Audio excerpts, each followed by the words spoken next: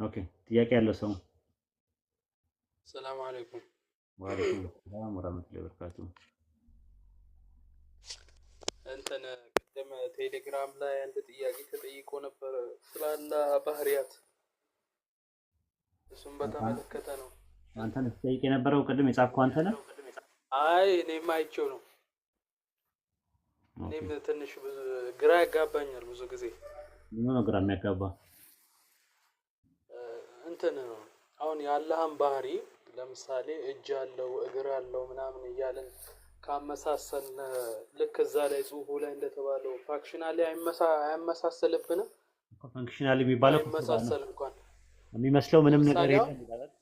አዳምጥ እጅ እባክህ እና እግር ምን ያደርግለታል? እሱ ራሱን ቻይ ቋሚ አይደለ እንዴ? አዳምጣ። አይሰማም እንዴ?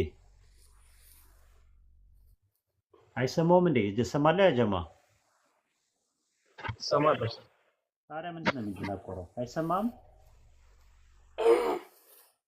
ይሰማል ይሰማል። ታዲያ እየተደናቆርክ እኮ ነው። ልመልስልህ ስል ትደራረባለህ ራሱ ማለት ነው። አሁን ይሰማል? ይሰማል ኡስታዝ። አዎ አዳምጥ እና እንትን በል። ሲጀመር ጀምሮ የሚመስለው ምንም ነገር የለም። ሱረቱ ሹራ ምዕራፍ 42 ቁጥር 11 ላይ የሚመስለው ምንም ነገር የለም፣ እርሱ ሰሚውም ነው ተመልካችም ነው ይላል። ማን ነው ሰሚውና ተመልካች የሚለው?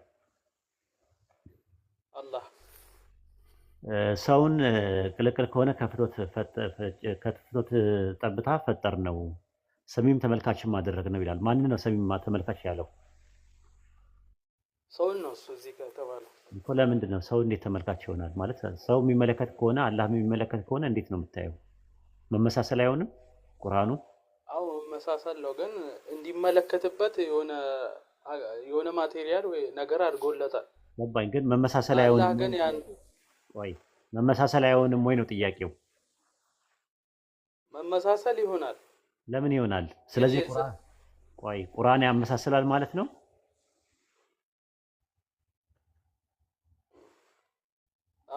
አዎ ይሄኛው ላይ አዎ እቀበለዋለሁ።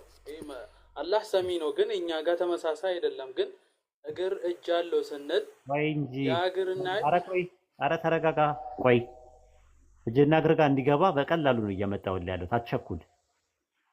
አላህ ይሰማል ያያል ሲባል ለምንድን ነው ከፍጡራን ጋር ያላመሳሰልከው? ይለያያል።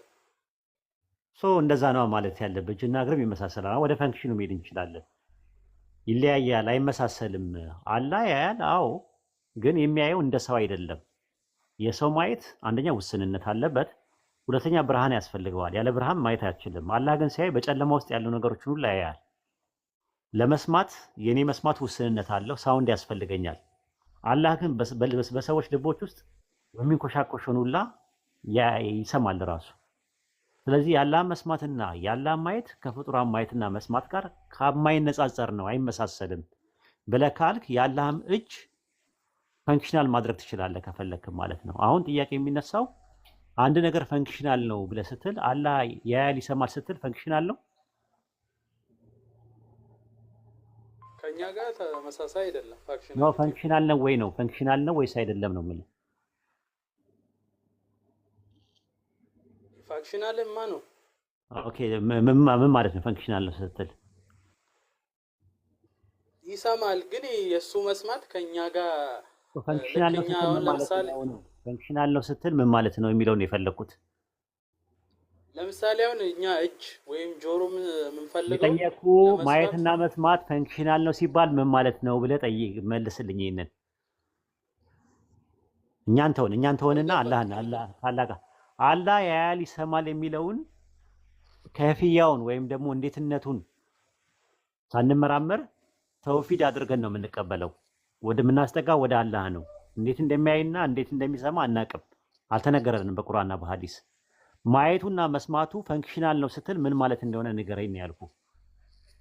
እኔ ያልኩት ለምሳሌ አሁን የኛውን እጅ እግር ምናምን ለመራመድ እሱ ምን ያደርግለታል እኮ አይንና ማየትና መስማት ለሱ ምን ያደርግለታል? ፈንክሽኑን ንገረኝ ነው ያልኩ።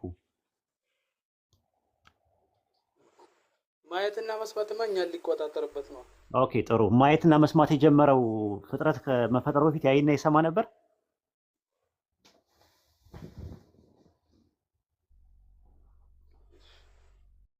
ያይና ይሰማ ነበር ወይ? ንገረኝ። ምን አልክ? ድገምልኝ። አላህ ፍጥረትን ከመፍጠሩ በፊት ያይና ይሰማ ነበር ወይ አልኩ።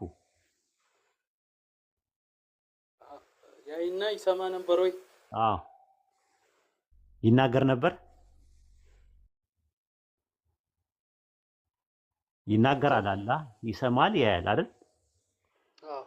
ስለዚህ ፍጥረት ከመፈጠሩ በፊት አይ ፈንክሽናል ከሆነ ለማየት የሚታይ ነገር፣ ለመስማት የሚሰማ ነገር እንደ ሰው ከወሰድከውና ለመናገር ደግሞ አዳማጭ ካስፈለገ አላህ ፍጥረትን ከመፍጠሩ በፊት ማን ነበር የሚሰማው? ማንን ነበር የሚያየው?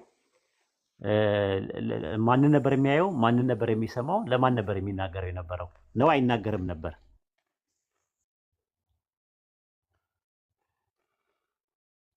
መልስልኝ፣ መልስልኝ። ከበድ ይላል። ስለዚህ አየህ ፈንክሽን አይሰራም ማለት ነው። ያንተ የመጣው ሎጂክ አይሰራም። ወይ ደግሞ እንደዛ ካልክ አላህ መስማት የጀመረው ማየትም የጀመረው መናገር የጀመረው ፍጥረትን ሲፈጥር ነው ካልክ ካለመሆን ወደ መሆን መጥቷል ማለት ነው። ያ ደግሞ ተገዩር የሚባል ነገር ውስጥ ነው የምትገባው። ካለመሆን ወደ መሆን ነው የመጣው ማለት ነው። ያ ማለት አላህ ደግሞ ነውነት ነው፣ ቢንግ ነው። እኛ የምናምነው ነውነትን ነው የምንቀበለው። በአላህ ባህሪት ውስጥ ነውነት እንጂ ሆነነት የሚባል ነገር የለም። ቢካሚንግ የለም። ቢካሚንግ የሚባል ባህሪ የለውም። አየህ ማየት ሲጀምር ሰው ሲፈጠር የተፈጠረ ነገር የግድ ያስፈልገዋል ለማየት። ለመስማት ደግሞ አዳማጭ ያስፈልገዋል። ለመናገር አዳማጭ ያስፈልገዋል። ለመስማት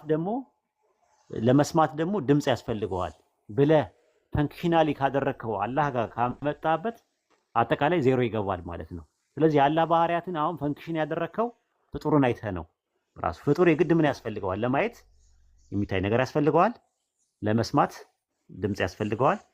ለመናገር ራሱ አዳማጭ ያስፈልገዋል አይደል? ፍጡር ጋር እንደዛ ነው አይደል? ትርጉም ያለው ታዲያ ከፍጡር ጋር ካላመሳሰልከው እጅም ለሆነ ነገር ያስፈልገዋል፣ እግርም ለሆነ ነገር ያስፈልጋል ብለህ ማለት አትችልም።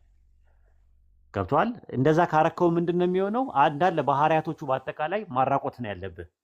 ሜታፎሪካል እየወሰድክ ከሆነ አንተ ተወሺ አላህ እጅ እንዳለው በቁርአን ተጠቅሷል አይደለ?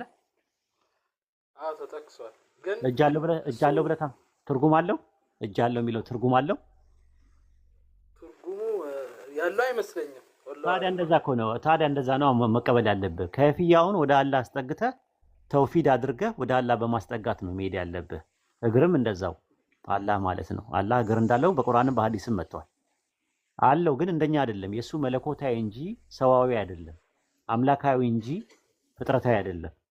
ከፍጥረት ጋር ለምን ታመሳስላላችሁ? ለምን እጅ ሲባል ፍጡራን ያላቸውን እጅ ጋር ለምን ትመጣላችሁ? ማየትና መስማት የሚለው ጋር ከፍጡራን ጋር ለምን ሳታመሳስሉት እንደምትቀበሉት እጅ አለው እግር አለው የሚለውን ነገር እኛ ከይፍያውን አናውቀውም ነው። አይ ትርጉም አለው ሜታፎሪካል ነው ትላላችሁ። ትርጉም ካለው ትርጉሙ ምንድነው ስትባሉ ደግሞ አናውቅም ትላላችሁ። ካላወቃችሁት በተቀመጠው ነገር ለምን እንትን አትቀበሉትም ነው እኛ ጥያቄ። ግልጽ ነው? አዎ ግልጽ ነው። አትቸኩል ግን ለወደፊቱ የምነግርህ ነገር አትቸኩል። ለንግግርም ለውሳኔም አትቸኩሉ። በተለይ አላህ ላይ ደግሞ በጣም አትዳፈሩ። የምነግራችሁ ነገር በጣም አደገኛ ነው። ከኩፍር በላይ ነው። በጣም የምትዳፈሩት አላህ ላይ ጥንቃቄ አድርጉ። ፍልስፍና የተቆላ ገብስ ነው። ለመቀበል ከበደኝ። እጅግር ምናምን ሲል የመስማቱን እቀበለዋለሁ፣ ግን እጅግር አስረዳኝ እንጂ ከሰው ጋር ስለምታነጻጽሩት ነው አንደኛ ነገር። ሁለተኛ ደግሞ ፊሎሶፊካል አስፔክት ፈጣሪ ላይ ከሎጂክ ያለፉ ነገሮች አሉ። ከሎጂክ ጋር የሚስማሙ ነገሮች አሉ። ከሎጂክ ጋር አይጋጭም የፈጣሪ ሂሳቤ ማለት ነው። ግን የፈጣሪ ሂሳቤ ቢዮንድ አወር ሪዝን ራሱ አንዳንዴ ከፍጥረት በላይ ያለ አምላክን ከሎጂክ በላይ ሆኖ ነው የሚኖረው። ከሎጂክ ውጪ ሆኖ ነው የሚኖረው ራሱ ማለት ነው። ኮምፕሬንድ አታደርገውም ራሱ አንዳንዴ። ለምሳሌ ሁሉ ነገር ያያል ማለት ራሱ ልትነግረኝ ትችላለህ? እንዴት ብሎ ነው የሚያየው ሁሉ ነገር? እኔ ሁሉ ነገር ማየት አልችልም ራሱ። ስለዚህ እኔ በጊዜና በቦታ ውስጥ ስላለው ውስንነት ስላለብኝ ሁሉ ነገር ማየት የሚባለው ነገር አይገርምህም? አንዳንዴ ስታስበው ሁሉ ነገር ያያል። አሁን ለምሳሌ እንዴት ነው የሚያየው? ሁሉ ነገር እንዴት ነው የሚያየው? እስቲ ንገረኝ። ሁሉ ነገር ይሰማል ፈጣሪ? አሁን ለምሳሌ እኛ እዚህ የምናወራውን ኢትዮጵያ ሰዎች የሚያወሩትን ዓለም ላይ ያለው በአጠቃላይ ይሰማል? ይሰማል እንዴ? ይሰማል። እንዴት ነው የሚሰማው? እስቲ ንገር እኮ እንዴት ነው የሚሰማው? እስቲ ሁሉንም እንዴት ነው የሚሰማው? እሱ መለኮት ስለሆነ ይሰማል። እኮ እንዴት እንደሚሰማ ንገረኛ፣ እንዴትነቱን። ወላሁ አለም እሱ እሱን ነው እኮ የምልህ እኮ። ልክ እንደዛው ነው በቃ። አየህ፣ የሌሎቹን ባህሪያቶቹንም እንደዛ መቀበል አለባችሁ። ከይፍያውን ተውሂድ የምታደርጉት ወደ አላህ ነው ማስጠጋት ያለባችሁ። ቁርአንና ሐዲስ ላይ በመጣው ነገር በተወሰበበት ወስፍ በተሰባበት ኢስባት ማጽደቅ ነው ራሱ የሰለፎች አቋም። ይሄን ይመስላል። ሌላ ጥያቄ አለ? ሌላ ጥያቄ ይሄ በቁርአን which is uncreated ነው is created ነው በሚለው ላይ ማለት ነው። ቁርአን uncreated ነው ካለን አረብኛ ቋንቋ የወረደበት ቋንቋ created አይደለም? አዎ ቋንቋው አረብኛ ቋንቋውም ፊደሉም የተፈጠረ ነገር ነው። አላህ ደግሞ አረብኛ ቁርአንን አድርጎ አወረደው ራሱ ማለት ነው። አረብኛውን ነው የተጠቀመው። ሪቪል የሚያደርገው አረማይስጥም ዕብራይስጥም አረብኛም ነቢያቶቹ የተጠቀመበትን ሊገባቸው በሚችለው ቋንቋ አላህ ተናግሯል። ሪል ይናገራል። የአላህ ከላም ነው። የአላህ ከላም ፍጡር አይደለም። ቋንቋም ፊደልም ድምፅም ፍጡር ናቸው። አላህ ግን ይናገራል። ሲናገር ለምሳሌ ቁርአንን ለረሱል ሰለላሁ ዐለይሂ ወሰለም ሪቪል ያደረገው በአረብኛ ነው። አሊፍ ላም ሚም ይላል። ይሄ ከየት ነው ይላል? ከየት ነው ይላል? ከአረብ ግልጽ ከሆነ ከአረብኛ ፊደሎች አይደለም። ከየት ነው ይላል? ከየት ነው የመጡት ይላል። አንቀጾቹ የተጻፉ ከየት የወረዱ ናቸው ይላል? ከአላህ። ስለዚህ የማን ንግግር ነው? የአላህ ንግግር ነው። የአላህ ንግግር ነው። አዎ የአላህ ንግግር ነው። ስለዚህ የአላህ ንግግር ከአላህ አትነጥለውም፣ ሲፋ ነው። የአላህ እውቀት ነው። ራሱ እውቀቱ መጥቶልሃልና ይላል። ፍጥረት ከመፈጠሩ አላህ አዋቂ ነው ወይስ አይደለም? አዋቂ ነው። ያውቃል። እውቀቱ ከፍጥረት በፊት ነበረ። አላህ አሊም ነው ወይስ ኢልም ነው? አሊም ነው። ኢልምስ ባህሪው ነው። ባህሪው ነው። ኢልም ፍጡር ነው ፈጣሪ ነው? የሱ ኢልም ፈጣሪ ነው። የሱ ኢልም ያላህ እሱ ኻሊቅ አላህ ነው። ኢልም ኻሊቅ ነው ወይስ መخلوቅ ነው? የሱ ነው ወይስ የሱ ኢልም ከሆነ የፈጣሪ ኢልም ከሆነ አንክሬትድ ነው የሚሆነው። ስለዚህ አንክሬትድም ክሬተርም ያልሆነ ግን ባህሪ የሚባል ነገር አለ ማለት ነው። አየው። ስለዚህ እንደዛ ነው ማለት ነው። ከሱ ጋር ናቸው ማለት ነው። ባህሪዎቹ ናቸው ሳይሆን ባህሪያው የተለያየ ባህሪ አለው። እሱ ማየት፣ መስማት፣ መናገር፣ ማወቅ፣ እውቀት የሚባል ባህሪ አለው። መስማት አለ፣ ማየት አለ፣ ቸርነት አለ፣ ንክስና አለ፣ ምናምን አለ። አንድ ጥያቄ ልጠይቅህ። ፈጣሪ ፍጥረትን ከመፍጠሩ በፊት ነበረ ወይስ አልነበረም? ነበረ። ከመፍጠሩ በፊት ፈጣሪ ነበረ? ምንጊዜም ፈጣሪ ነው። ማንም ፈጥሮ ነው ፈጣሪ የሆነው?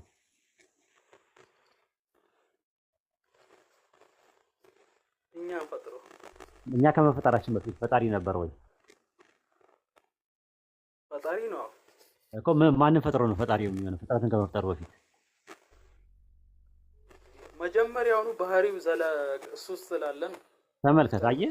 ሰው ጋር ግን ስትመጣ ግን አባት ለመሆን ልጅ መውለድ ያስፈልጋል። ገበሬ ለመባል ማረስ ይጀምራል። ገበሬ ለመባል አስተማሪ ለመባል ተማሪ ያስፈልጋል። ገብቷል? አባት ለመባል ልጅ ያስፈልጋል። ኮዝ ኤንድ ኢፌክት ውስጥ መጀመሪያ ኮዙ ተገላቢጦች ነው ስትመለከተው። ገብቷል? አንተ አዋቂ ለመባል ታዋቂ ነገር ያስፈልጋል። ኮዝህ ታዋቂ ነው። እኔ አንተን ዛሬ ነው ያወቅኩ። እኔ አዋቂ ነኝ፣ አንተ ታዋቂ ነህ። አንተን ነው ያወቅኩ። አንተ ሳትኖር አንተ ማወቅ እችላለሁ? አልችልም። ፈጣሪ ጋር ግን ለማወቅ መጀመሪያ ኮዙ አዋቂነት ነው። እሱ ነው የሚቀድመው። አላህ ነው የሚቀድመው። ሲፈጠር አይደለም ፈጣሪ የሆነው። ገባ? የተፈቃሪ ሲኖር አይደለም አፍቃሪ የሆነው። አላህ ጥንቱንም አፍቃሪ ነው። ማፍቀር የጀመረው ተፈቃሪ ፍጥረት ሲመጣ አይደለም። ለሰው ግን እንደዛ አይደለም። እናንተ ትልቁ ችግራችሁ ፈጣሪን ከፍጡር ጋር ማመሳሰላችሁ ነው። የሆነ ነገር ሲነገራችሁ ባህሪያት ለማራቆት ነው የምትሞክሩት። ያ ነው በነገሩ። አጋጣሚ መተህ ስለጠየቅ እንጂ ሌላ ቦታ ነበር የሚመለሰው። ኡስታዝ አቡ ሙአዊያ ያለ እስቲ ተወሰነ ጨምርልን። አሰላሙ አለይኩም።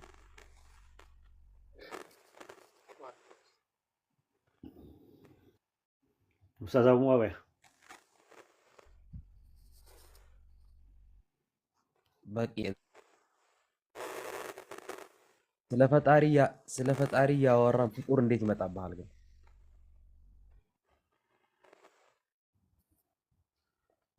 እ ምን አሉኝ ኡስታዝ? ኢስላም ስለ ፈጣሪ እያወራን ስለ አላህ እያወራን ስለ ፍጡር እንዴት ይመጣብሃል? አይ ቅድም ይሄ ብዙ ጊዜ የሆነ ኮንፊውዥን ይፈጥርብኛል ያውቃሉ ኡስታዝ። እጅ እግር ምናምን የሚባለው ነገር ለምሳሌ አሁን ለሰው ለሆነ ፋክሽን ነው የሚጠቀምበት። ያ ነገር እኔ ላይ ምን ፈጠረብኝ? እጅ እግር አለው ፈጣሪ ሲባል ምንም እንኳን አንተ ከኛ ጋር አንተ ግን ባይመሳሰል እንኳን እያመሳሰልክ ነው። ግን አንተ ነህ አሁን እያመሳሰልክ ያለኸው አሁን እንጂ ገና ነው የገባኝ እኔ። ምንጊዜም የሚያመሳስል ይኸው ስለ አምላክ እየተወራ ስለ ፍጡር አይወራም። ፈጣሪ ፍጡርን አይመስልም ከተባልክ በኋላ ስለ ፈጣሪ እየተነገረ ፍጡርን ካሰብክ ፈጣሪና ፍጡርን ያመሳሰልክ ነው ማለት ነው። ባጭሩ ለሁላችሁም ነው፣ ለሱ ብቻ አይደለም። ገብቶ ካላሁን አዎ ገብቶኛል። ስለ ፈጣሪ ፈላ ተድሪቡ ሊላሂ ልአምሳል አለ አይደለ? ለአላህ ምንም አይነት ምሳሌ እንዳታደርጉ ካለ በኋላ ለአላህ ምሳሌ ማድረግ ወይም አላህ የሆነ ስለ አላህ ሲፋ ሲነገር ልክ ፍጡር የሚመጣብቅ ከሆነ አላህን እያመሳሰልክ ነው ማለት። ሳያውቁት አሁን እጅ እግር ሲባል እኛ የምናመሳሰል አይመስልም? እንደዚህ የምንል ሰዎች አይመስልም? የሚያመሳስለው ግን ፈጣሪን ከፍጡር ጋር ስለ ፈጣሪ እያወራ ስለ ፍጡር ከመጣብህ የሚያመሳስለው ፈጣሪን ከፍጡር ጋር እያመሳሰለ ያለ አካል አለ ማለት ነው። አንተማ ስለ ፈጣሪ እያወራህ ነው፣ ስለ ኻሊቅ እያወራህ ነው። ገብቶካል? ማን ነው የሚያመሳስለው ከተባለ ፈጣሪን ከፍጡር ጋር የሚያመሳስለው እጅ ሲባል ስለ ፈጣሪ እየተወራ መክሉቅ ከመጣበት ሰውየው አላህን አመሳስሏል ከፍጡር ጋር ማለት ነው። ገብቶሃል? አሁን ወደፊትም እንዳይመጣባቸው ነው ጭንቅላታችሁ ላይ ከአላህ ጋር እያመሳሰሉ ስለሆነ። ስለዚህ ምንጊዜም ስለ አላህ ስለ አምላክ ከተወራ ፍጡርን መርሳት አለባቸው። እየተወራ ያለው ስለ አላህ ነው። በጣም ሰው ይቸገራል። ከዛ ጭንቅላቱ ላይ ሊስለው ይፈልጋል። አይተው የማታውቀውን አካል ለምን ትስለዋለህ?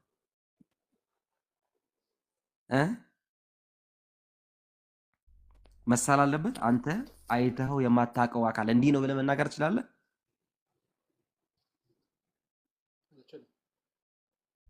ነው እያልክ እኮ ነው። ታዲያ እሱ ከነገረ ውጭ ከሱ በላይ አዋቂ ለምን ይኮናል እኮ ነው የሚገርመኝ። አምላክ እንዲህ ነው ብሎ ነገረ፣ እንዲህ አይደለህም እንደዚህ ነህ ብለህ ትናገራለህ? እንደዛ ከሆነማ አይተኸዋል ማለት ነው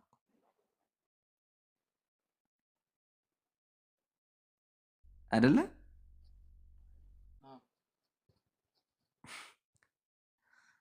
ገብቶካል? አዎ አዎ አልከኝ። እሺ አዎ እየገባኝ ነው፣ በደንብ ነው የገባኝ። አዎ ምክንያቱም አንተ አቡ ሙዓዊያ እንደዛ ነው ካልክ አቡ ሙዓዊያን አይተኸዋል ማለት ነው። እኔ እንደዚህ ነብዬ ከነገርኩ በኋላ ሳታየኝ አቡ ሙዓዊያ እሱ እንደዛ ነው ሲባል እንደዚህ እንደዚህ ብሎ ነግሮኛል ብለህ ነው የምትነግረው እንጂ ሳታየኝ እንደዚህ ነው ብለህ ከነገርከኝማ እኔን ወክለህ እየተናገርክ ነው ማለት ነው። እኔ ሳልነግርህ እኔን ሳታየኝ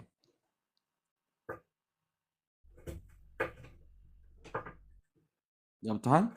ስለዚህ ስለ አምላክ ሲወራ ስለ አምላክ ባህሪ ነው እንጂ የሚወራው ስለ አምላክ ሲወራ ስለ ሲፋ ከመጣባችሁ ስለ ሰው ከመጣባችሁ መክሉቅን ከኻሊቅ ጋር ያመሳሰላችሁ።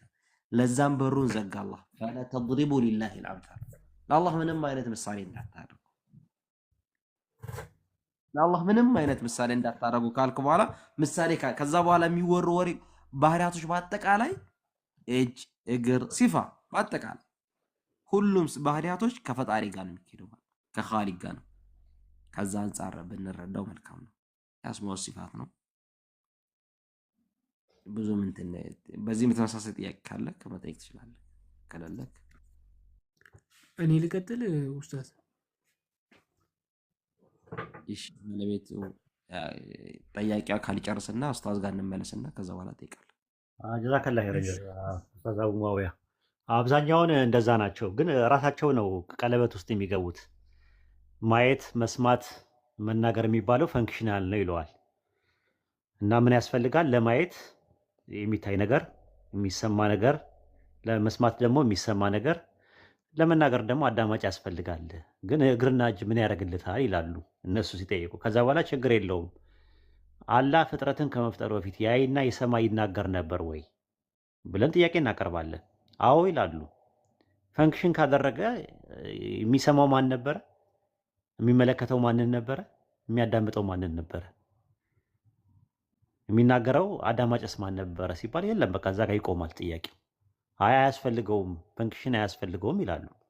ካልሆነ ግን ከጊዜ በኋላ ነው በቃ ማየትና መስማት መናገር የጀመረው ማለት ነው። ፍጥረት ሲመጣ ነው ማለት ነው። እንደዛ ከሆነ ደግሞ ምን ይባላል?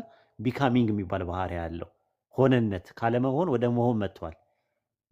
በጣም አስቸጋሪ ነው የሚሆነው እና ራሳቸው ወጥመድ ውስጥ የሚገቡበት ነገር ነው። ማምለጫም የላቸውም እንዲህ አይነት ነገር ማለት ነው። ታዲያ ምንድን ነው ሲባል ከይፍያውን ወደ አላህ ማስጠጋት ነው።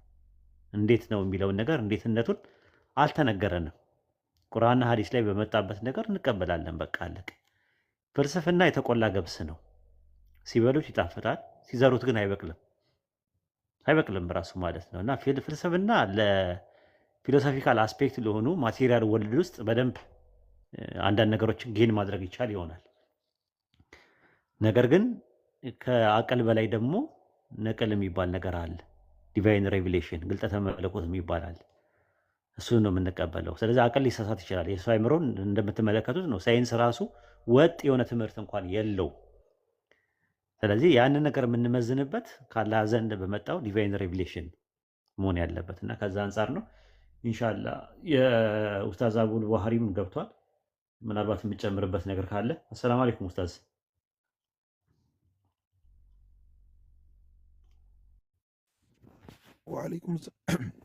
ወዓለይኩም ሰላም ወረሕመቱላሂ ወበረካቱ። እንዴት ትንሽ ናችሁ? ድምፄ ጎርነን ብሏል። እኔ ምን ተካላችሁት ውጭ አዲስ ነገር አይደለም። ትንሽ ጉንፋን ይዞኛልና አይዞህ አላህ ያርግህ። ቀጥሎ ድምፄም ጥሩ አይደለም። ኦኬ፣ ሌሎቻችሁ ጥያቄ መጠየቅ የምትፈልጉ ካላችሁ አዶልፍ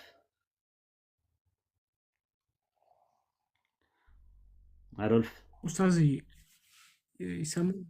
አቤት አቤት፣ ይሰማል? ጠይቀ ይሰማል። እሺ ለማስታወቅ እኔ ክርስቲያን ነኝ። አንድ ኦኬ፣ ጥያቄ ግን የሆነው ኢስላም የነቢያት ሃይማኖት ነው ሲባል አሁን ለምሳሌ የአብርሃም ልጆች እና የይስሐቅ ልጆች ከዛ ደግሞ የያዕቆብ ልጆች ይሁዲ ናቸው ይባላል፣ ወይ ደግሞ አይሁዳውያን ናቸው ይባላል። እና የእነዚህ ሰዎች እምነትና የእስላሙ በእስልምናው በኩል ደግሞ ያለው እስላም ናቸው የሚለው ክሌም የመደረጉ እንትን በምንድን ነው የሚስማማው የሚለውን ሀሳብ ነው ለማወቅ የፈለኩት። ኢስላም አይደለም ሰምተኛል ያልኩህን? ምንድን ናቸው? ምን ብለን ነው የምናምነው? እኛ ከአብርሃም ጀምሮ ከአደም ጀምሮ የነበሩ ነቢያቶች ኢስላም ናቸው ብለን አናምንም። ሙስሊም ናቸው ብለን ነው የምናምነው። ልዩነቱ ምንድን ነው ካልከኝ፣ ኢስላም ዲን ነው፣ ሃይማኖት ነው።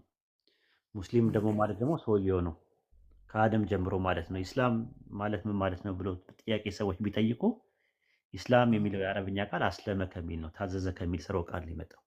ሲምፕሊ መታዘዝ ማለት ነው። በአምልኮ ለአንድ አምላክ መታዘዝ ኢስላም ይባላል። ሰውየው ደግሞ ታዛዥ ይባላል። ሙስሊም ማለት ሲምፕሊ ታዛዥ ማለት ነው። በአምልኮ አንድ አምላክን የሚያመልክ የነበረ ሰው ሙስሊም ይባላል ማለት። ከጥንት ጀምሮ የነበሩት ሙስሊሞች ናቸው ስንል አንድ አምላክን በብቸኝነት የአምልኮ ሀቅ እሱ ብቻ ነው የሚገባው ብሎ እሱን ያመልኩ ነበር ማለት ነው። ያ ከሆነ ይሁዳ የሚባል ሃይማኖት የለም። ራሱ አብርሃም፣ ይስሐቅ፣ ያዕቆብ ሃይማኖታቸው ምን ነበረ? አዶልፍ ከባይብል አንጻር ንገረኝ እስቲ። ከባይብል አንጻር እንትን ያቀርቡ ነበር። ታቦት አላቸው። የኃጢአት ሃይማኖታቸው ምንድን ነው? የጠየቅኩህ አብርሃም፣ ይስሐቅ፣ ያዕቆብ ሃይማኖታቸው ምንድን ነው ነው ያልኩህ። እሱ ታቦት በሙሴ ጊዜ የመጣ ነው። መስዋዕት ማቅረብም የሚባለው ከጥንትም ጀምሮ የአምልኮ ክፍል ነው እንጂ አሁንም አለ መስዋዕት፣ እኛ ጋርም አለ። ግን አሁን የጠየቀው ጥያቄ ሃይማኖታቸው ምን ነበር? አብርሃም፣ ይስሐቅ፣ ያዕቆብ ሃይማኖታቸው ምን ነበረ? ጅው የሚለውን ያዘው ይሁዳ ሊሆን ይችላል። ምናልባት አማርኛው ሲሆን ይሁዳ ሊሆን ይችላል። ይሁዳ ነው። አይሁድ የሚለውን ነው ጁዳይዝም የሚለው ነገር የመጣው በይሁዳ አይሁዳውያን ተባሉ። ከ12ቱ ነገደ እስራኤል ውስጥ ከ12ቱ የያዕቆብ ልጆች ውስጥ አንደኛው ይሁዳ ነው። የይሁዳ ዘሮች አይሁዳውያን ይባላሉ። የሌዊ ዘሮች ደግሞ ሌዋውያን ይባላሉ። ይሁዳ እና አይሁድ የሚለው የዘር ጉዳይ ነው። ሌዋውያን የሚባሉት ካህናቱ ማለት ናቸው አይደል? ካህናቱ ሌዋውያን ይባላሉ። የይሁዳ ዘር ደግሞ አይሁዳውያን ይባላሉ። የስምዖን ደግሞ ስምዖናውያን፣ የዛብሎን ዛብሎናውያን ይባላሉ። አሁን ጥያቄ የሚነሳው ዛብሎን፣ ሌዋውያን ምናምን የሚባሉ ሃይማኖት ሳይሆን ዘር ነው። ከ12ቱ ነገደ እስራኤል ነገድ ናቸው።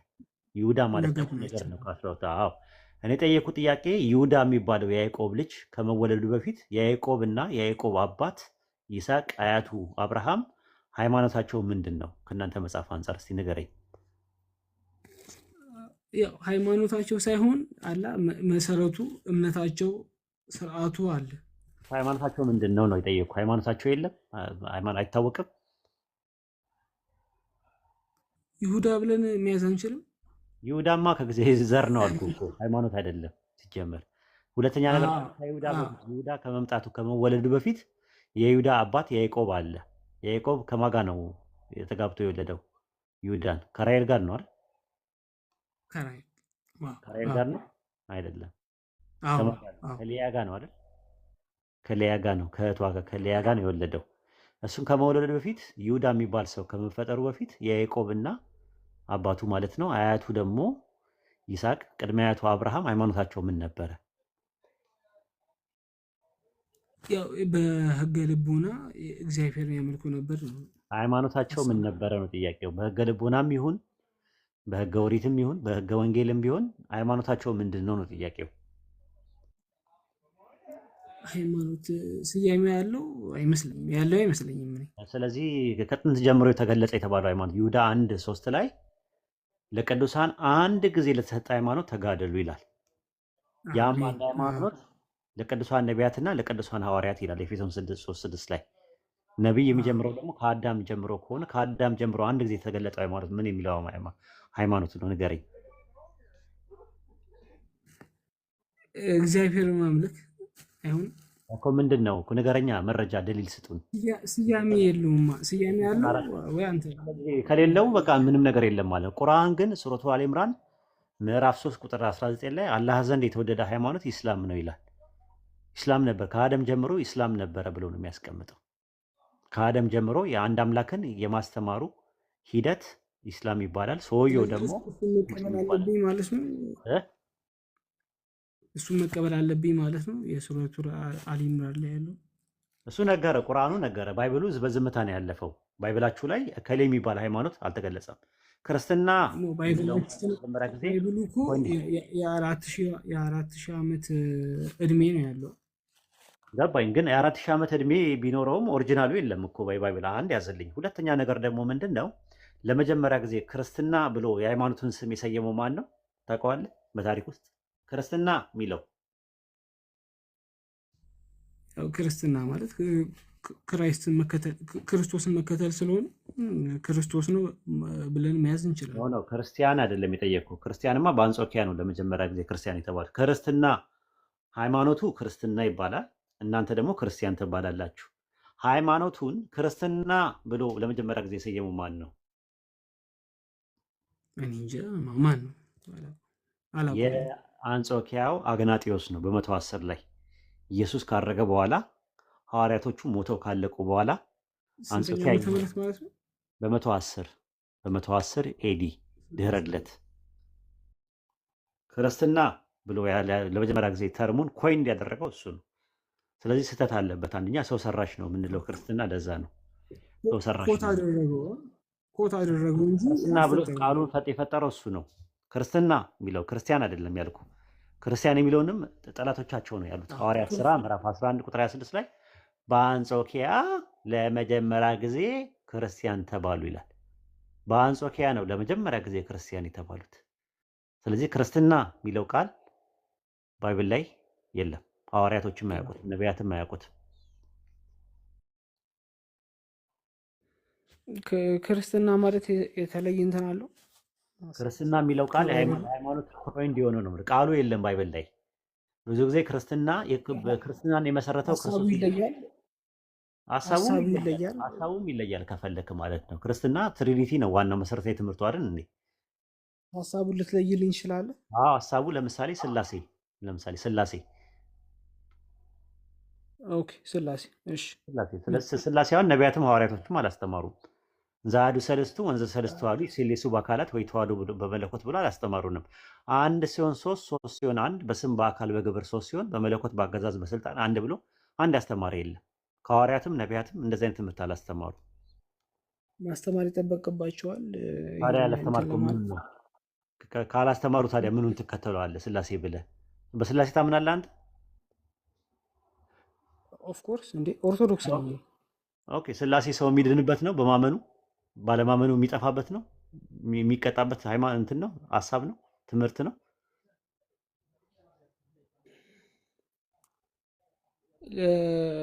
ለመዳን በክርስቶስ ማመን ነው የሚጠበቅብህ ብዬ የማስበው። ስለዚህ በስላሴ አይጠበቅብህም። እሱም በትምህርት የምታገኘው ነገር ነው። ዝም ብሎ እንጂ የሚገለጥ ለመዳን ነገር አለ። አያስፈልግም። ለመዳንና ለመጥፋት የስላሴ ትምህርት አያስፈልግም። ተመልከቱ። እንደዛ ብለህ ሳይሆን አሁን ለምሳሌ አንድ ሰው ክርስቲያን ሲሆን በቤተ ክርስቲያን ውስጥ ትምህርቱን ይወስደዋል። ስለዚህ በስላሴ አንድ ትክክለኛ ሰው አመነም አላመነም ለውጥ የለውም ለመዳን። አለው ኦኬ ስለዚህ አባ እንደዛ ከሆነ ባይብል ላይ መቀመጥ ነበረበት። ሐዋርያትና ነቢያት ማስተማር ነበረባቸው ስላሴ። ኖ ለመዳን ያለህ እንትን ዕዳህን የከፈለልህ ክርስቶስ ስለሆነ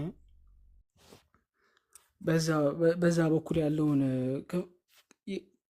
አዳኝህን ነው ማመን ያለብህ ነው። ሰው በማመኑ የክርስትና የሚድንበት በመካዱ የሚጠፋበት አቂዳ ወይም አንቀጸ እምነት ከሆነ በግልጽና በማያሻማ መልኩ መጽሐፉ ላይ አለ ወይስ የለም ነው ትምህርቱ። ካለ ትነግረኛለህ። እግዚአብሔር በስም በአካል በግብር ሶስት ነው ብሎ ያስተማራል። አብ ወልድ መንፈስ ቅዱስ አንድ አምላክ ናቸው የሚል ትምህርት አለ ባይብል ላይ። መጽሐፍ ቅዱስ ላይ ነው። አዎ መጽሐፍ ቅዱስ ላይ የለም እንደዛ የሚል በቃ ስለዚህ ከሌለ ትምህርቱም የለም። ስላሴ እንደዚህ ነው። ይህን ያህል አንገብጋቢ ነገር ቢሆን ኖሮ ከሐዋርያት መካከል ከነቢያት መካከል አንዱ ታውቀዋለህ ጋሽ አንተም ደግሞ ታውቀዋለህ። ታዲያ እሱም ትምህርቱን ደግሞ ታውቀዋለህ። ትምህርቱማ ስላሴ ላይ እንደዚህ ስላሴ ትምህርቱን በደንብ አውቀዋለሁ፣ ግን ባይብል ላይ ኖሮ አይደለም ያወቅኩት። ከባይብል ውጭ የሆነ ትምህርት እንደሆነና ሰው ሰራሽ ትምህርት እንደሆነ አውቃለሁ። ሰው ሰራሽ ትምህርት ማለት ሰዎች ያው ተፈላስፈው ያመጡት ትምህርት እንጂ ቢብሊካል የሆነ ኤቪደንስ የለውም። ይህንን ነው እኔ የምለው ማለት ነው። እና ስለዚህ ሰው ሰራሽ ነው ትምህርቱ። ክርስትና እንኳን አለው ስቴት አለ ባይብል ላይ ያውጣና አሳየኝ። እግዚአብሔር አንድም ነው ባሉበት አፋቸው አንድም ሶስትም ነው ብለህ ያስተምሩ። አማኝን እንጂ መምህር ስላልሆንኩኝ ነው እንትን ያለው። እሱን ነው የምልህ።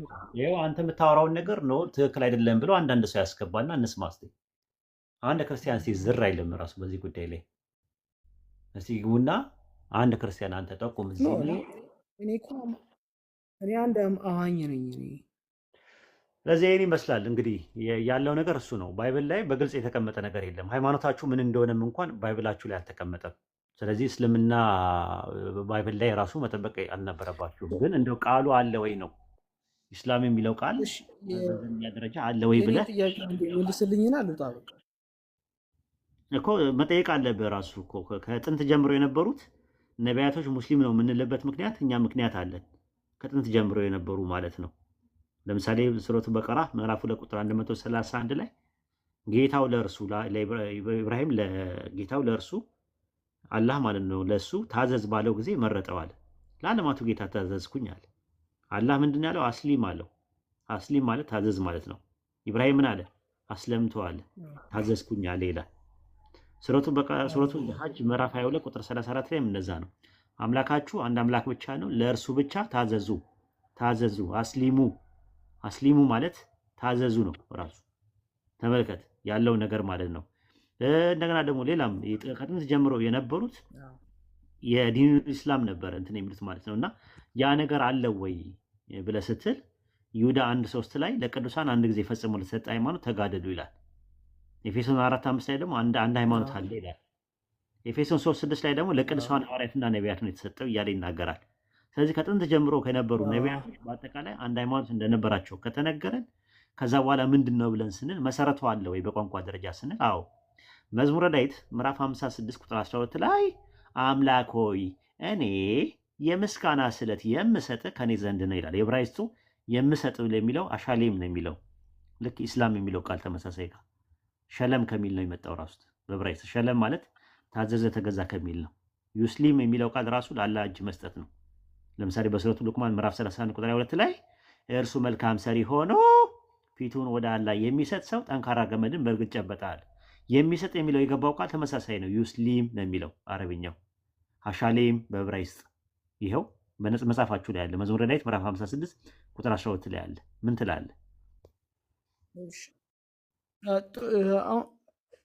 ይሄ ሁሉ ነገር እኮ ጥሩ ነው እኮ አመጣጡ። በነገር ላይ ይቅርታ አንተ እያልኩኝ ስለምጠራህ ማለት ነው ወሂዲ ችግር የለም አንቺ አትበል እንጂ ችግር የለም። ችግር አመሰግናለሁ። እና ይሄ በሙሉ አሁን እነዚህ ነቢያቶቹ በሙሉ የተቀበሉት ነገሮች አሉ። ይሁን እሺ፣ አንድ አይነት አምላክ እናምልክ፣ እኔም አንተም አንድ አይነት አምላክ እናምልክ። ግን እነዚህን ሰዎች አሁን ለምሳሌ አሁን ያሉት እስራኤላውያን ማለት ይሄ በካርታ የተያዙት አይሄትም እስራኤላውያን በጣም ነው የምጠላቸው፣ በጣም ነው የምጠላቸው እና ፍሪ ፓለስታይን ማለት ፈልጋለሁ። ግን ከምን አንጻር የምጠላቸው? ከብዙ ነገር አንጻር እጠላቸዋለሁ። በተለይ ደግሞ ፍልስጤን ላይ ከሚያደርጉት አንጻር በጣም ነው የምጠላቸው። ከዛ አንጻር እጠላቸዋለሁ። ግን እኔ ክርስቲያን ነኝ። እነሱ ክሌም ካደረጓቸው ነቢያቶች አንጻር ስንመለከተው እናንተም ሙስሊሞች ከዛ ደግሞ አይሁዳውያን የሆነ የያዛችሁት ነገር አለ። እኔ እነሱ በቃ ኪዳን አላቸው፣ ኪዳኑ ተቀብለነዋል ከነሱ በሚለው ነው የሚይዘው። እኔ ዳዊት ክርስቲያን ነው አልልህም፣ ኢሳያስ ክርስቲያን ነው አልልህም። ክርስቶስን ግን ይጠብቁት ነበር ነው የምለው እኔ አሁን ላይ ማለት ነው። እሱን ነገር ከያስክልኝ በኋላ አሁን ላይ እናንተ ነቢያቶችና የሙስሊሞች እናንተ ነቢያቱ ስትሏቸውና እነሱ ደግሞ የኛ ነቢያቶች ናቸው ስትሏቸው ምንድን ነው እንትኑ ይሄ ልዩነቱ ምንድን ነው? በአይሁዳውያንና አብርሃም ሙስሊም ነበር ይላሉ እኮ እነሱ። ለምሳሌ አብርሃም ሙስሊም ነበር ይላሉ እነሱ። ለእግዚአብሔር በመገዛት ነው፣ ለአንድ እግዚአብሔር በመገዛት ነው ነበረ ነው። እኛው ምንድነው እኛና የነሱ ልዩነታችን ምንድነው? ሁለት ነቢያትን አይቀበሉም። ለምሳሌ መሲሁን አይቀበሉም። ኢየሱስ መሲህ ነው ብለው አይቀበሉም እነሱ። እኛ ደግሞ ኢየሱስ መሲህ ነው ብለን እንቀበላለን። ከዛ ረሱል ሰለላሁ ዐለይሂ ወሰለም ነቢዩ መሐመድ ደግሞ የነቢያት መደምደሚያ ናቸው ብለን እናምናለን። ከረሱል ሰለላሁ ዐለይሂ ወሰለም በኋላ የሚመጣ ነቢይ፣ የሚወርድ መጽሐፍ፣ የሚላክ መልእክተኛ የለም ብለን እናምናለን። ይሄ ነው ልዩነታችን እንጂ በተረፈ የአንድ አምላክ አስተምሮታቸው ከኛ ጋር በጣም ተቀራራቢ ነው። እንደውም እነሱ ምን ይላሉ? ኢየሱስን ለምንድን ነው የማትቀበሉ ስንላቸው ለብዙ ትምህርት ተጠያቂ ነው፣ የብዙዎች መጥፋት ዓለም ላይ ላለው ግርግር ያለው ነገር።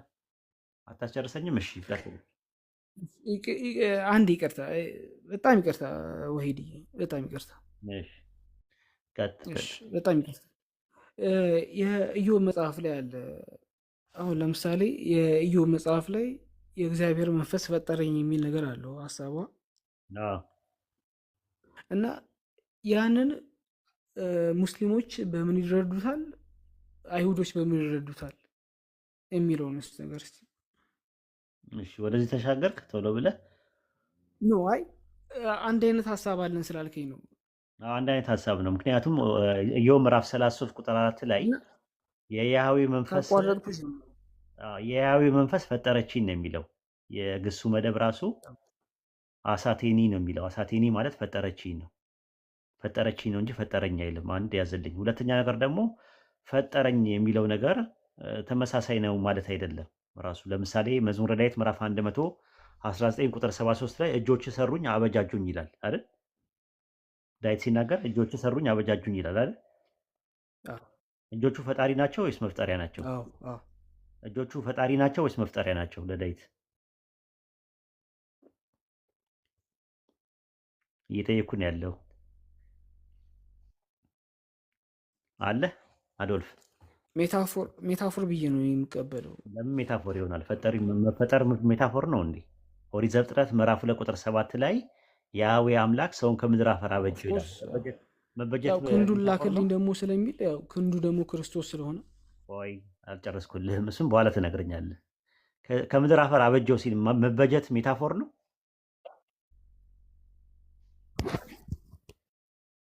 መበጀት እንትን ነው ሜታፎር ነው? ይቅርታ አባ። እሺ አለ አንዴ ኔትወርኬ ነው ይቅርታ። እሺ፣ እሺ። እሺ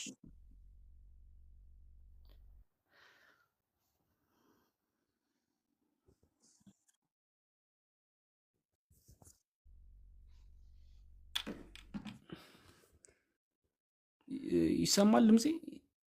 እስኪ ተብትቡ።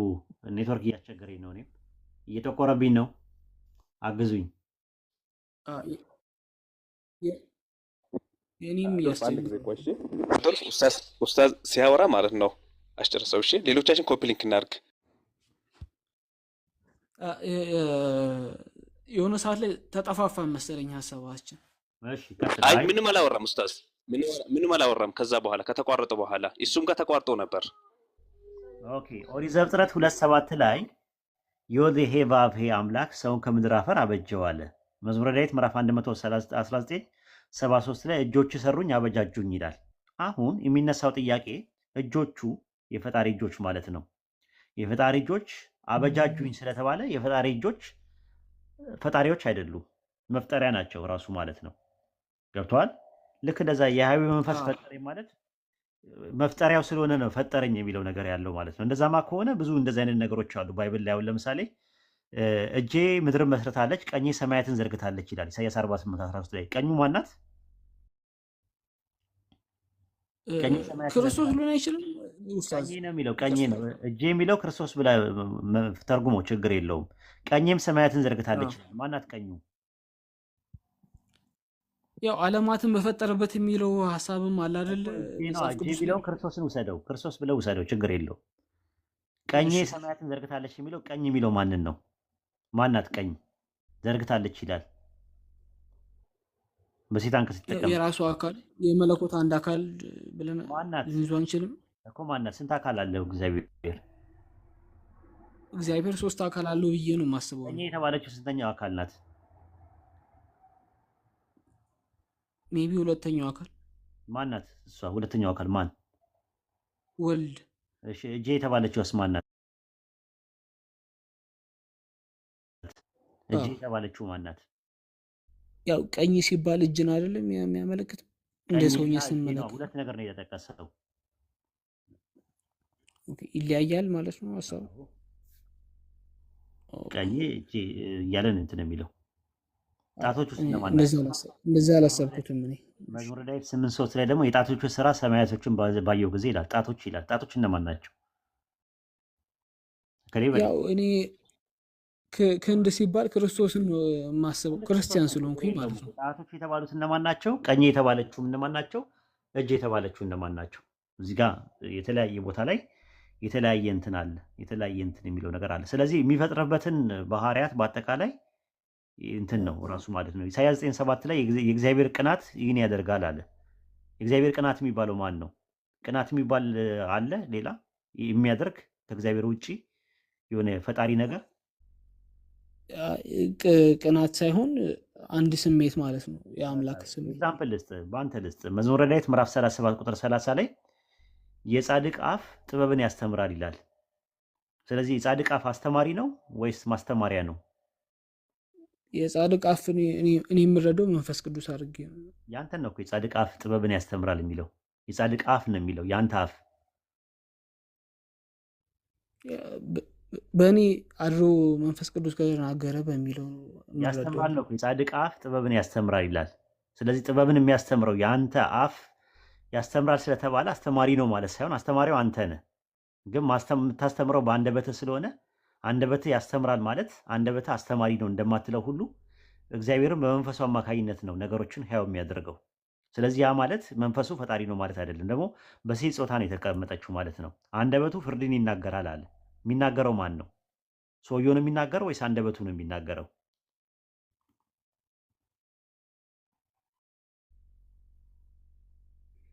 እኔ እንጃ ኡስታዝ፣ ይሄኛው ላይ ኢሳያስ ምዕራፍ 1 ቁጥር 20 ላይ እምቢ ብትሉ ብታምፁ ሰይፍ ይበላችኋል፣ የእግዚአብሔር አፍ ይህን ተናግሯልና አለ። የተናገረው እግዚአብሔር ነው ወይስ የእግዚአብሔር አፍ ነው የሚናገረው? የእግዚአብሔር አፍ የሚለውን እኛ ክርስቲያኖች የምንረዳው መንፈስ ቅዱስ በሚለው ነው። ኧረ የለም፣ እንደዛ አይነት ትርጉም የለም። የለውም እንደዛ እንደዛ የለም፣ በክርስትና ውስጥም የለም። ራሱ ዛሬ አዳዲስ ነገር ነው የሰማሁት ራሱ ማለት ነው። የእግዚአብሔር አፍ የተባለው እዛ ጋር እግዚአብሔር አፍ ነው። እግዚአብሔር ነው ተናጋሪ፣ ግን የሚናገረው በአፉ ስለሆነ እግዚአብሔር አፍ ተናግሯል ሲባል እግዚአብሔር አፍ ተናጋሪ ነው ብለን እንደማትለው ሁሉ እግዚአብሔር መንፈስ ፈጠረኝ ማለትም ፈጠረችኝ ማለትም የእግዚአብሔር መንፈስ ፈጣሪ ናት ማለት አይደለም። መፍጠሪያ ናት ራሱ ማለት ነው። ባህሪያቶቹን እያንዳንዱን ነገሮች እየሸነሸንን እያወጣን ወደ አይደንቲፋይ የምናደርጋቸው ከሆነ ብዙ አይደንቲቲዎች አሉ ማለት ነው። ጥበብ አለ፣ ማስተዋል አለ፣ እውቀት አለ። ይህን ጥያቄ አሁን ብንገለብጠውና ወደ አላህ ብንወስደውስ አንተው አሁን አልመሲሁ ኢሳ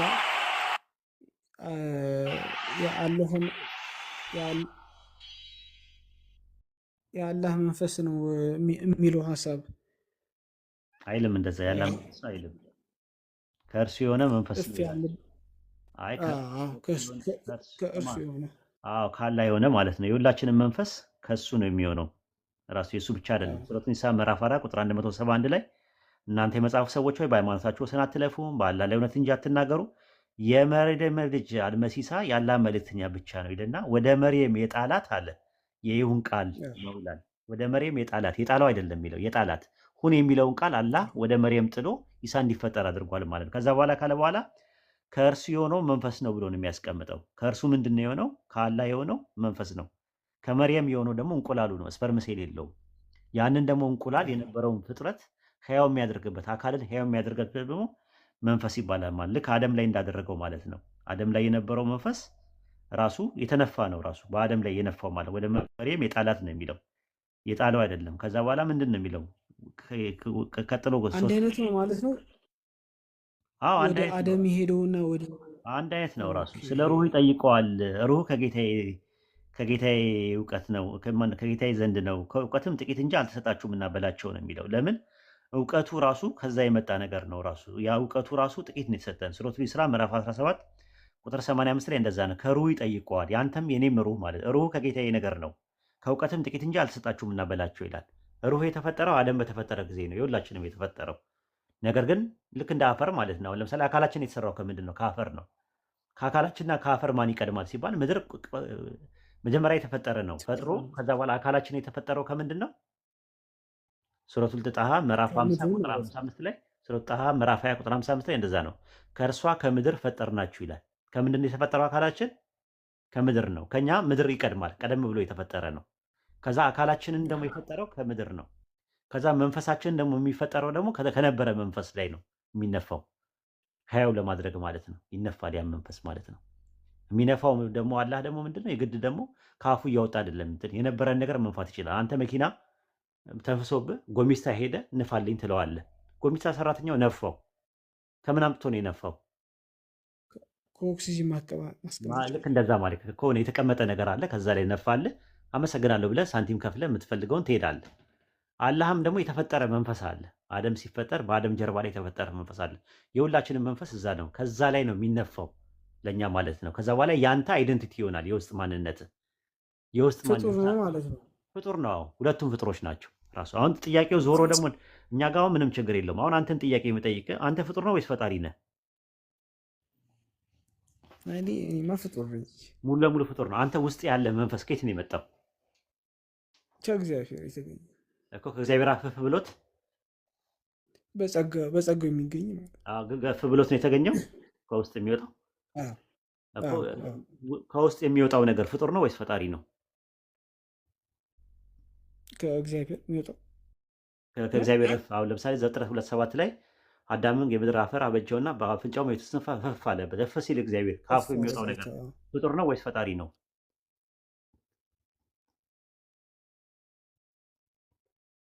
ከእሱ የሚገኝ የመለኮት ተሳትፎ ነው እኮ። ፍጡር ነው ወይስ ፈጣሪ ነው? ዘላለማዊነት በእሱ መልክ የምናገኘው ፍጡር ነው ያልተፈጠረ ነው? እሺ ፍጡር ነው ያልተፈጠረ ነው? ፍጡር ነው ወይስ ያልተፈጠረ ነው? ከእግዚአብሔር አፍ የሚወጣው ይህን ጥያቄ መመለስ አልችልም። መምህር አይደሉም። ማንም አይመልሰውም። ጥያቄ ጠይቃችሁ ክርስቲያኖች፣ ሙስሊሞች ይህን ጥያቄ ጠይቁ። የትም ቦታ ላይ ክርስትና ውስጥ ያለው የአንትሮፖሎጂ ትምህርት ሰው የሚባለው ነገር ሰው ሁለት ነገር ውቅር ነው፣ የመንፈስና የአካል ውቅር ነው። ሁለተኛ ቆሮንቶስ ምዕራፍ 4 ቁጥር 16 እና 17 ላይ ኢንዋርድ ማንና አውትዋርድ ማን ነው የሚለው የውስጥ ሰውና የውጭ ሰው ብሎ ነው የሚያስቀምጠው። እኔ ውስጥ ያለው ሰው እኔ ራሴ ነኝ። ራሱ ስሞት ስጋዬ አፈር ሲሆን የሚሄደው ወሂድ የሚባለው መንፈስ ነው ራሱ አይደል እንዴ? አዶልፍ የሚባለው ነገር ዲኮምፖስት ያደርግ ካተምና ከሞለኪውል ኮምፖስት ያደርገው ይወርዳል። ወሂድ ማለት ያልተፈጠረና የተፈጠረ ነው። ከአፉ ከሆነ ያወጣው። አይ ፍጡር ነው ካሉ ደግሞ ፍጡር ውስጡ ነበረ፣ ፈጣሪ ውስጥ ፍጡር ነበረ።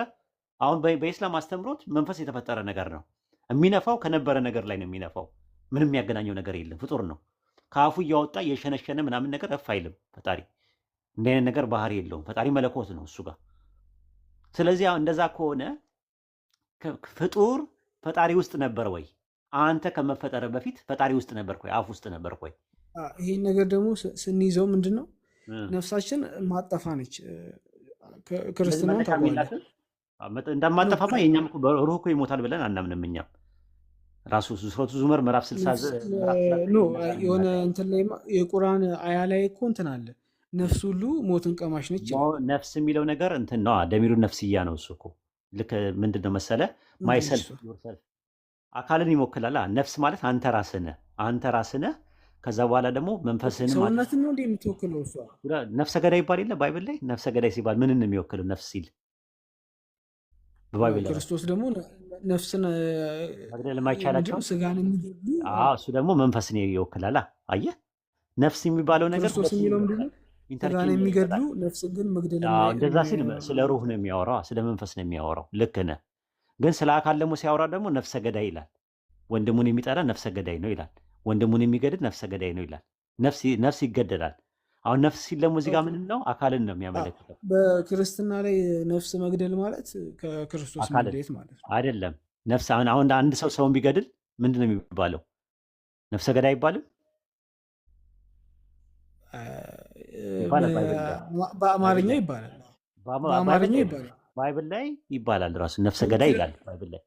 ሶል ኪለር ይባላል እንግሊዝኛው ላይ ባይለውም ግን ነፍስ ይሞታል ይላል። ነፍስ ይሞታል ብሎ ይናገራል ባይብል ላይ ራሱ አይደል? ነፍስ ከሳች ይላል። ነፍሴ ከሳች ይላል። አሁን ለምሳሌ ነፍስ የሚባለው ይኸውልህ በአይሁድ በክርስትናና በእስልምና የነፍስ ትምህርት አንድ አይነት ነው። እሺ እንዳትሸወድ።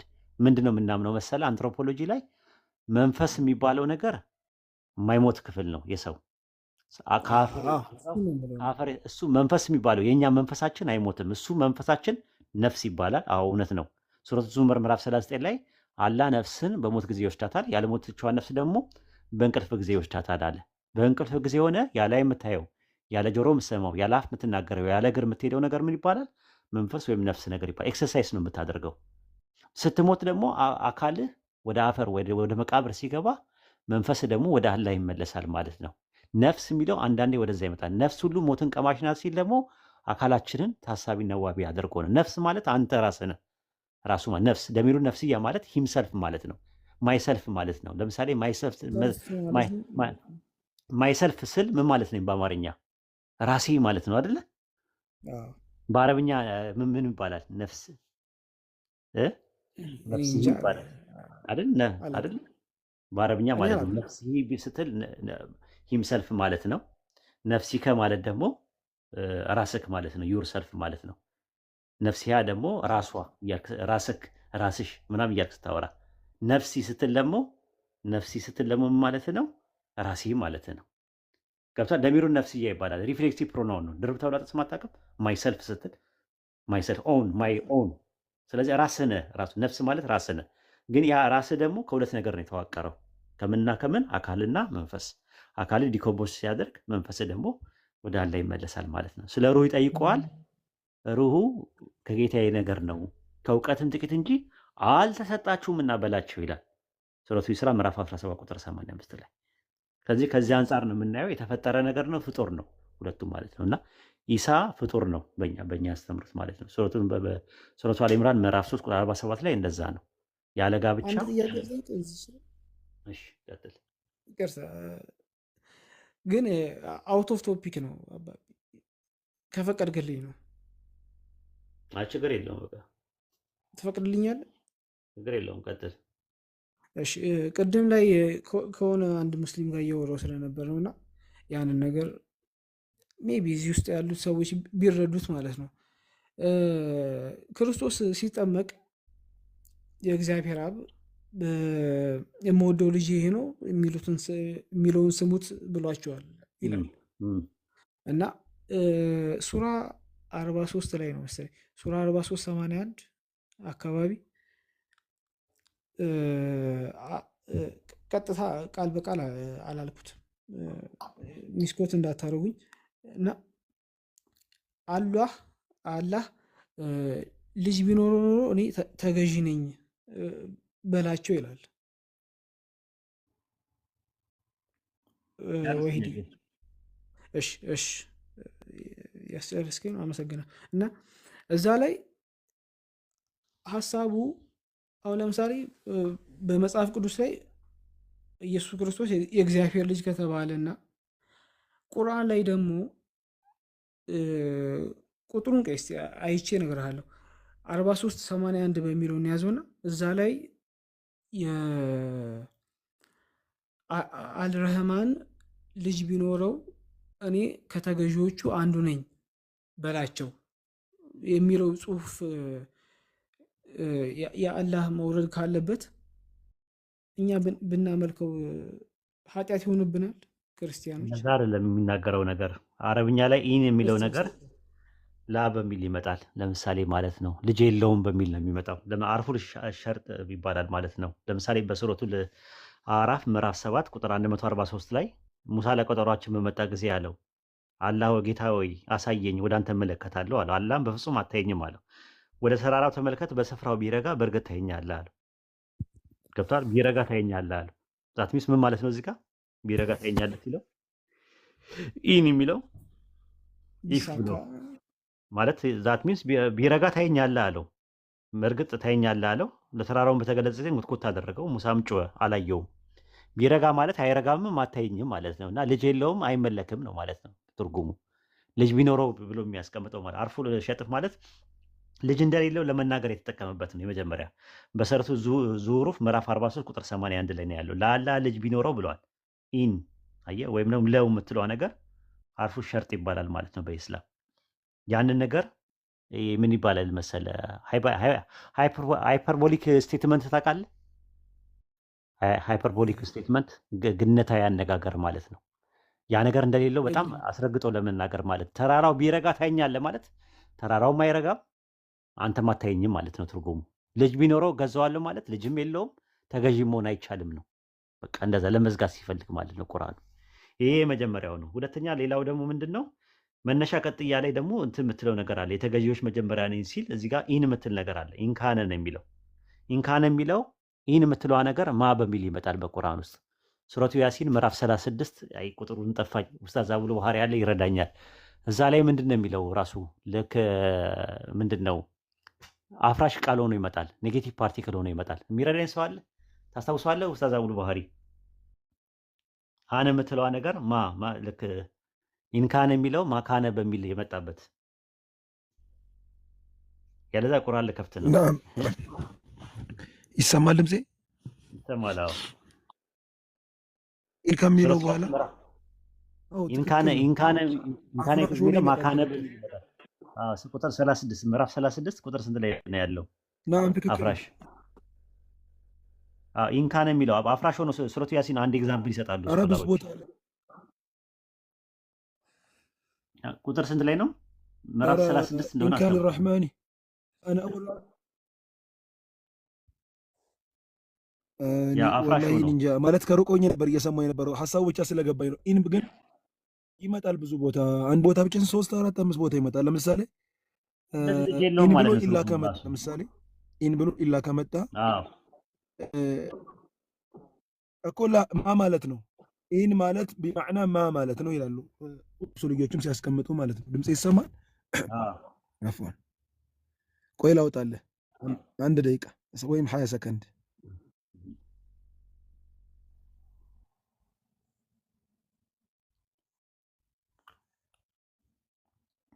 እና እንደዛ ነው። አፍራሽም መሆን ይችላል።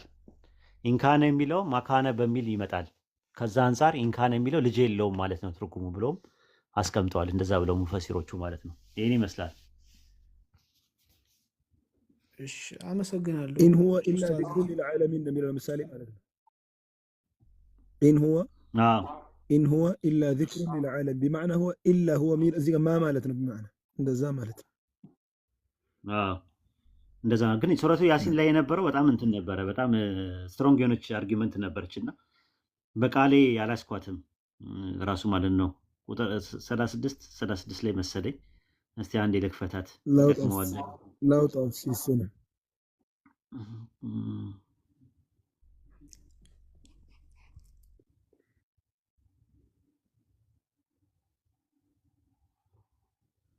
ቁጥር 29 ላይ ያለኝ እስቲ ማሻአላ።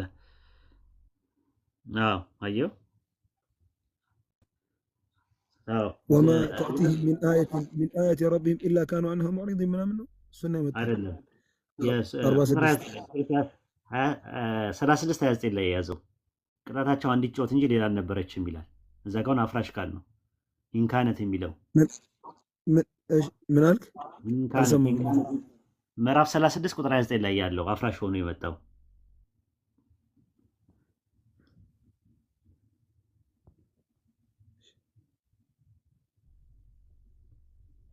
ኡስታዝ ላውጣው እንዴ? ቁጥሩን ንገረኝ። አገኘ ነው እኮ ኢንካነት የሚላለ ኢንካነት። አየህ ኢንካነ የሚለው ቃል እዚህ ጋር አፍራሽ ቃል ነው ነው ማካነት ተብሎ ነው የመጣው። ይህን የምትለዋ ነገር ማ በምትል መጥቷል። ስለዚህ ልጅ ቢኖረው ሳይሆን ልጅ የለውም በሚልም ይመጣል ነው ትርጉም ላይ። ግልጽ ነው። አዎ ግን ቢኖረው የሚል ሀሳብ አለው መሰለኝ። ከዛ አንጻር ለማየት ብዬ ነው። ቢኖረው ሳይሆን በቃ የለውም ነው። ይሄ ምንድነው እንትና ሃይፐርቦሊክ የሚባል ነገር አለ። ሃይፐርቦሊክ ስቴትመንት ማለት ግነታዊ አነጋገር ነው። ነገሩን በጣም አጥብቆ ለመያዝ ስለፈለገ ነው። አንደኛ ነገር አላህ ልጅ የለውም ነው ራሱ። ማካነ ምንድነው ኢንካነ የሚለው ማካነ በሚል ይመጣና ልጅ የለውም። ስለዚህ እኛ የተገዢዎች መጀመሪያ ነኝ በል ነው። የተገዢዎች መጀመሪያ ማለት የሙስሊሞች መጀመሪያ ከሚለው ጋር በዛም ይቀመጣል። ራሱ የሙስሊሞች መጀመሪያ ነኝ መገዛት የሚለው ወደ አላህ ነው የሚጠጋው ብሎ ያስቀምጠዋል ሙፈሲሮቹ። እንደውም ጭራሹ ነው ሲጀመር ኡስታዝ ስለ ልጅ ሲነሳ አላህ በጣም በማራቅ ነው ቁርአን ላይ የሚያስቀምጠው። በጣም ነው የሚያረቀው። ለምሳሌ ወማ የንበጊ ነው የሚለው ወማ የንበጊ ሊራሕማኒ አን የተኺዘ ወለዳ ይላል። ለምሳሌ ወማ የንበጊ የሚለው ቃል በጣም ለማራቅ ነው። አይገባም፣ በጭራሽ ኢምፖስብል ነው፣ ሙስተሒል ነው የሚል ቃል ነው። ወማ የንበጊ ነው የሚለው ከአላህ አኳያ ልጅ የሚባል ነገር ሊታሰብ እንኳን አይችልም። ሊታሰብ ነው የሚለው። በጣም ነው የሚያርቀው እና ቢኖረው የሚል ወይም አለው የሚል ነገር የለም። እንዲህ የሚል ሀሳብ ቁርአን ላይ አታገኝም። በጣም እንደውም የቋንቋ አጠቃቀምን የሚያቅሰው በጣም በማራቅ የተቀመጠ ነገር ቢኖር ይሄ ነው አንደኛው።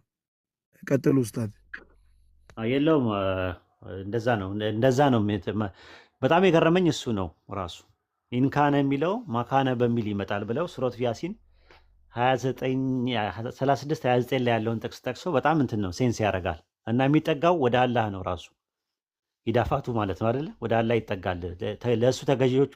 ለእርሱ የተገዢዎች መጀመሪያ ነኝ የሚለው ለእርሱ የሚለው የሚጠጋው አራህማን የሚለውን ነገር ተክቶ የመጣ ነው። ስለዚህ የተገዢዎች መጀመሪያ ነኝ ማለት የሙስሊሞች መጀመሪያ ነኝ ከሚለው ጋር ተመሳሳይ ነገር አለው ብለው ይፈሰሩ ያስቀምጠው አሉ ሙፈሲሮቻችን።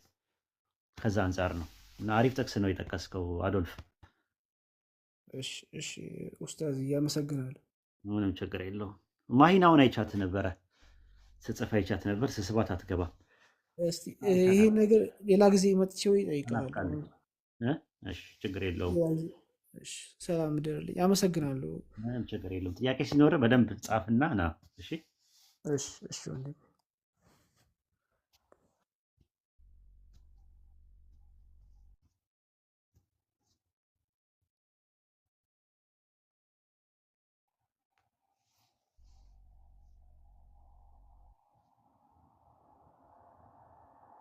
ሌላ ጥያቄ ያለው ሰው መጠየቅ ይችላል። እዛ እንወጣለን። እኛ ብዙ ሰዓት የለንም።